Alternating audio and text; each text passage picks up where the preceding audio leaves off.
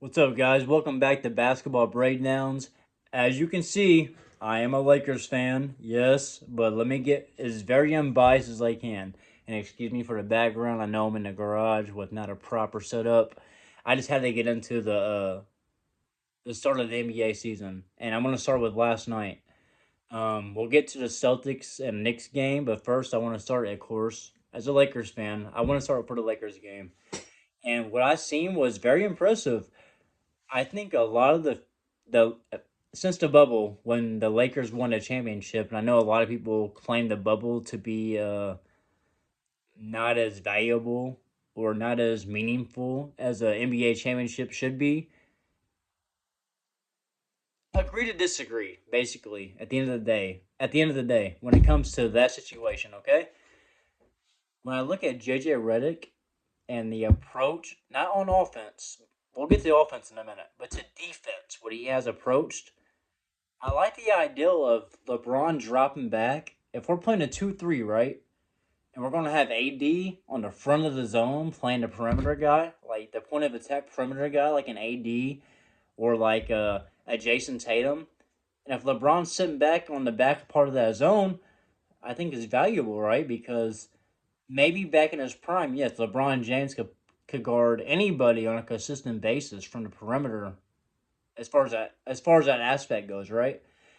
But we're in year 20, what, one? Year 22? Guys, I don't care how good of a player you are, and LeBron is the greatest player of all time at this point. You're going to get old, right? Eventually, your body wears down, and you're going to need the right coach to come in and scheme for you to be effective on defense as much as you could in your prime. So when I saw, now look, I know that when the Lakers went to the 2-3 zone, uh, I think LeBron was actually out of the game. We were running Anthony Davis, Jackson Hayes, D'Angelo Russell, Anthony Reeves, Austin Reeves, and Rui Hachimura. We were running that zone, and we had AD on the front of the zone with Reeves or with D'Lo, and on the back part of the zone we had Reeves, Rui, and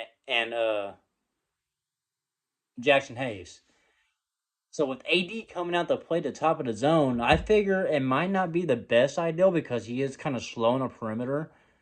But if you want to settle for step back jump shots against AD, as a Lakers fan, we will happily accept that in any way possible.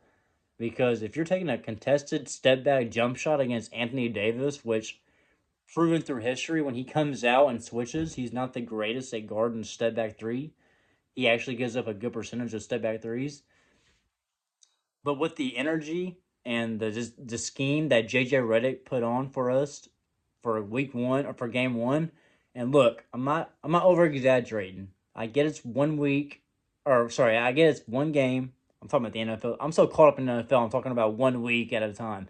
I know it was the first game of the season, the season opener, but as a huge basketball fan, I feel like the first few games kind of I gives you the team identity. Like, what are we going for? What are we planning to do? Like, as far as offense and defense, like, what are the game plans? And what I seen JJ Redick do early was he did come out in a press conference and say that we had 19 3-point attempts in the first half, and he wanted that to be like the game high, like 19 to 22 three attempts a game on average for us. And obviously, what his game plan is to have us attack in the paint. We have Anthony Davis, and I get it. He's got all the rumors in which I'm a Lakers fan, guys. I know he's made of glass. He has like a tendency to get hurt on the weirdest looking plays that have no contact. I get it, but if Anthony Davis can sustain this kind of consistency through the season, with LeBron averaging a good 17 to 15 a game, and if AD actually takes this control of the number one option, and if he can average like the Pelican days with AD or before Cousins came, like a 30, 13, and 5 assists a game around the average, we're golden. I said this from the start. LeBron is one of the greatest players to ever play this game. I get that. He is 100% sure. But at year 21, year 22, it's like When am I taking a step back and becoming the number two guy, and a guy like Anthony Davis takes over the number one role throughout the whole year, right? So I know it's one game, like I said, and I'll get to the other points in my next video. But just for this specific video for the Lakers, I just wanted to point out, if you're a Lakers fan, you had doubt about JJ Redick's schemes and how he was going to coach the team and how he was going to rotate players. And I know a lot of people are hating on Bronny Jr. Debuting on game one. Guys, we were up by 16 points. You might as well get Bronny off the bench into the game in game one of the season, right? And get the anticipation over, right? Get it over with. And I think that was a big part of the why we get a big lead early was to put Bronny in to get him that 3-4 minutes he played, you know? And look, guys, I know Bronny Jr. might not have all the respect from all the social media people and all the sports media people, but look, guys, what I saw last night is what I've seen through the preseason. He doesn't have an offensive game yet, and that's fine.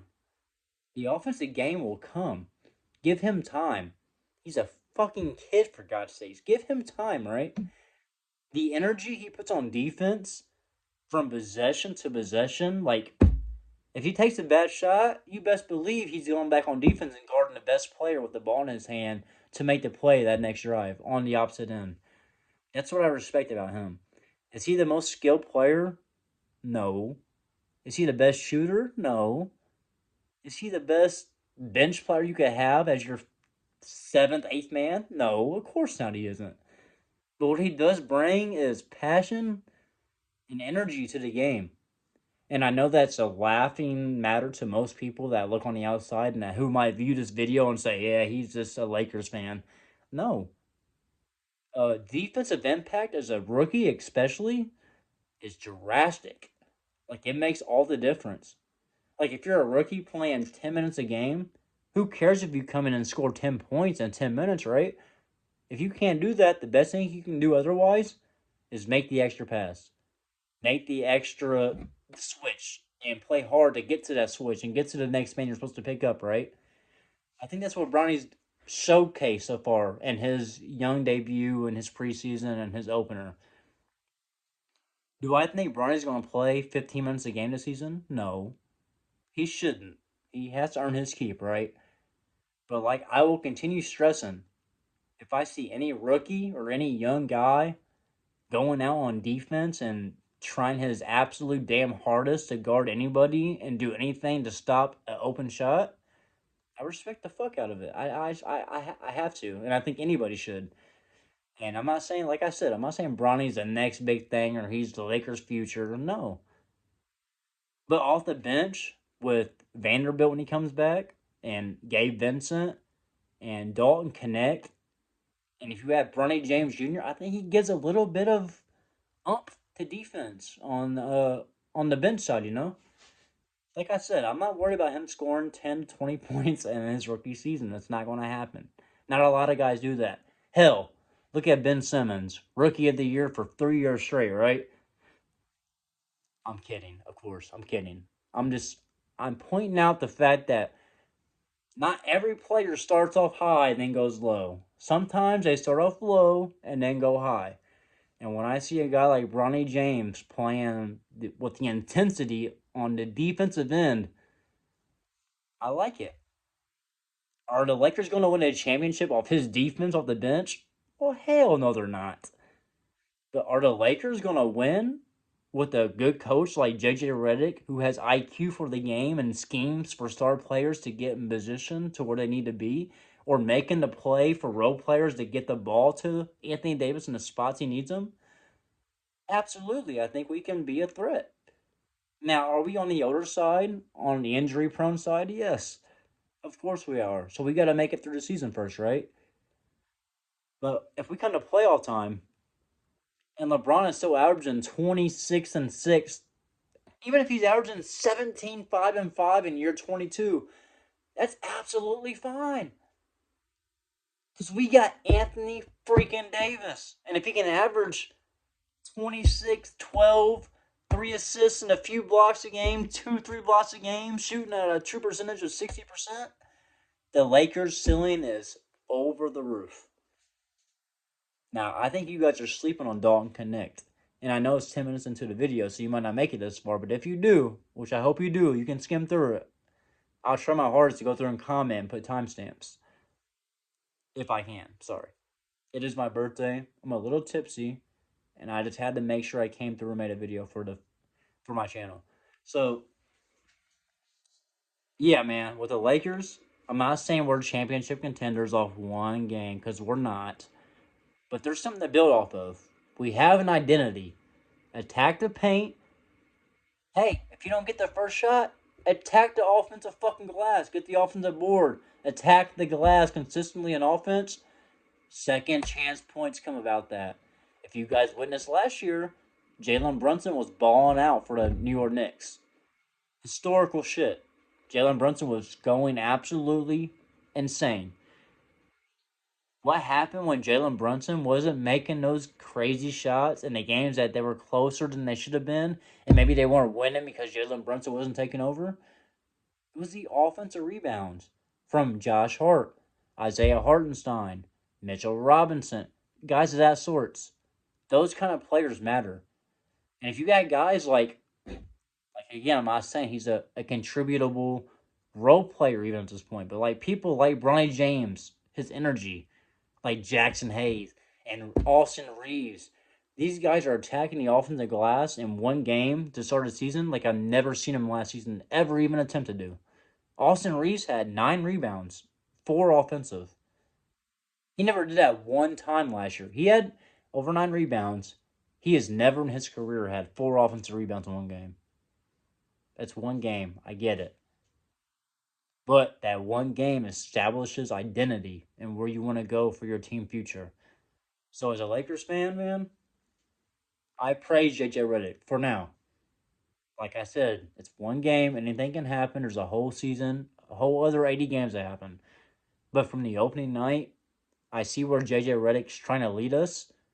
He wants to limit to 20 or under 3-point attempts per game. And fucking feed Anthony Davis, one of the best big men we've ever fucking seen. The dude is a demigod, bro. I think last year, I know he was hurt on and off. I get it. But one thing we didn't do enough was feed Anthony fucking Davis. Which I know JJ Redick has obviously, from game one, made a stressing point. Guys, if nothing gets going, 3-pointers aren't falling, we've reached our limit for, where we want to get to, dump the ball to fucking Anthony Davis. He's so good, bro. Like, if he gets the ball and is aggressive, he shot 11 for 23. He had 36 points, 16 rebounds, 4 assists, 4 blocks. Okay. 11 for 23. He didn't shoot 50%. He was the most aggressive Anthony Davis I've seen as a Laker since the bubble. We need this Anthony Davis. And if he does this for us and he contributes like he has been through the first game, through the whole season, even close to it, watch out, guys, because the Lakers are coming. If you got any comments, please like, subscribe, comment below, share the video for the algorithm. I appreciate you guys and have a good night. Love you all. Happy Halloween.